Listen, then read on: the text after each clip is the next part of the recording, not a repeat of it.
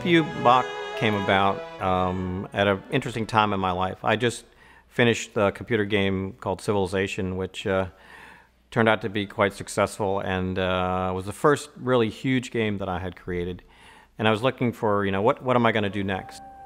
It's very interesting. Sometimes it's hard to pick up where the beats are until you've heard the counterpoint come in or the accompaniment. And I think that's also a characteristic sometimes of Bach's themes, that it's not always clear where the beats are, where the bar divisions are.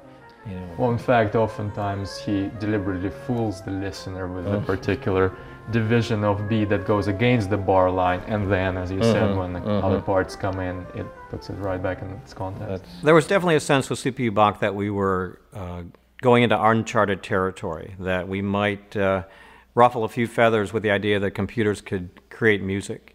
But it's a time, and it continues to be a time, when we're really exploring what computers can do today. They can play chess with the grandmasters. They can assist in creating art and graphics.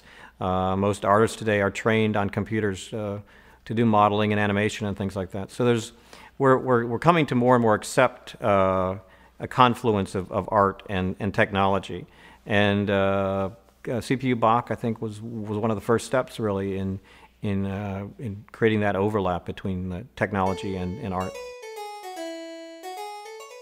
I think I gained a deeper appreciation for Bach for going through this process. So the first form that we really tackled with CPU Bach was the idea of the fugue, because it really, in many ways, kind of incorporates all the elements of the style that we were trying to duplicate here.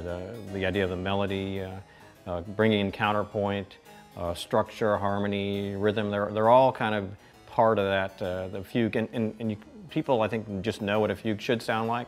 And it gave us a great benchmark to see where we were, how close were we getting to something that really sounded like the style of Bach.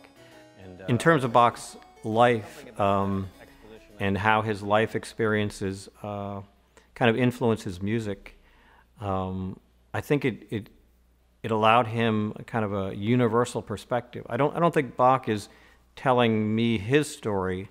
I think he's kind of telling me humanity's story. My sense is that he had ups and downs in his life, joys and sorrows, but he's not trying to tell me about his story.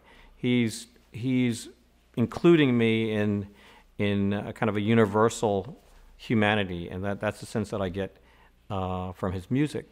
And in a way that informs my game design. I'm not trying to tell the player my story in a game, but I'm giving the player space to create their own story in a game like Civilization, for example. You can create whatever story you want within those games. And I think perhaps that's something I learned from Bach, that allowing the player or the listener to really be part of the experience, feel included, is so powerful.